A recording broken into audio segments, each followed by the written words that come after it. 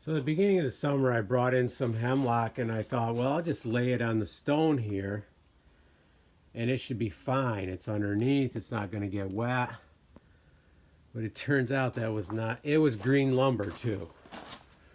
So in hindsight, I should have had it off the ground some, because you can see it didn't dry that good and it has indications of it wanting to start to mold. And a couple were even kind of stuck together.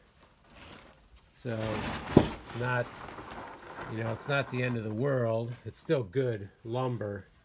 But had I left it there longer, at some point it would have gotten bad. Now this is just surface and I can take a wire brush and that'll come right off. But it's still starting in that direction. So that was not a good move on my part. So if you're going to stack lumber, even hemlock, solid stacked when it's green, have it so it's not on the ground. That was, common sense. Should have told me that, but I was so excited about having this area that's all dry. But you still get too much moisture from the ground, obviously. So these will be okay. I'm going to take them. I'm not going to be using these 10 inchers after all.